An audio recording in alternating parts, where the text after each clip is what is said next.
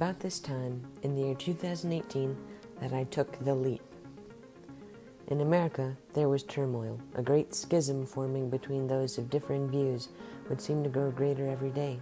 Similar things were happening in Europe, as politicians rose and fell from positions of great power and took their disciples with them.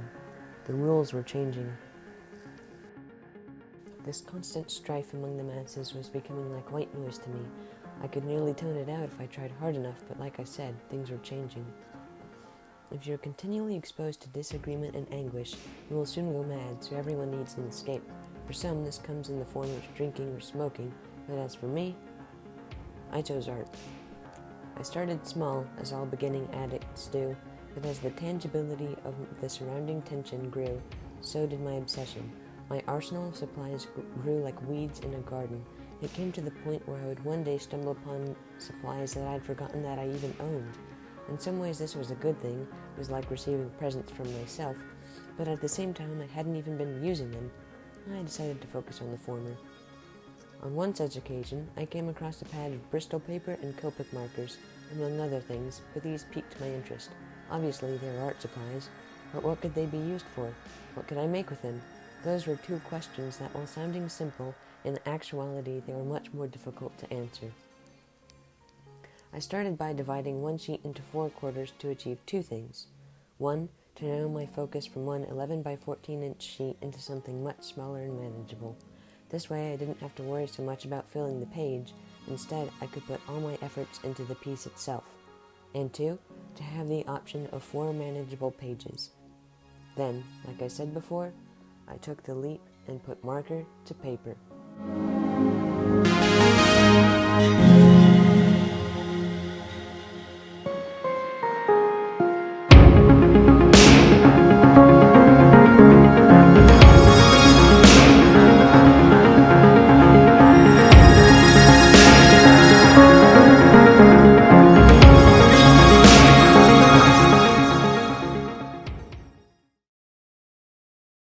Alright, that's enough of that sad crap. Cut to a happier doodle, please.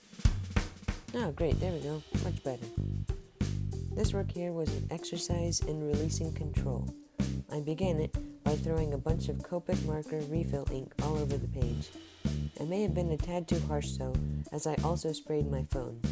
The next step was to outline the shapes that the ink made with a 0.5 fine liner.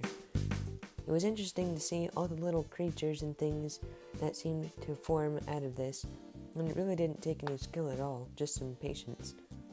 If you want to do this project at home and don't have any refill inks, there's a workaround. First, get some small cups. Each one will hold its own color, so make sure you have plenty.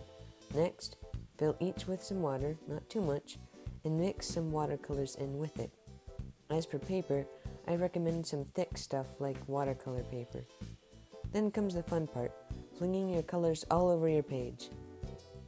Get some of one color on a brush, then toss it off onto the page. Repeat this step with each color that you want. It doesn't really have to look like anything, just some blobs of color here and there. All that's left to do after this is to line it, and ta-da, your very own artwork. I don't release videos very often because they are very labor-intensive and hard to make, but if you need more bench art in your life, then you can follow me on Instagram here. Thank you for your attention, everyone, and I'm Benjamin from Bench Art.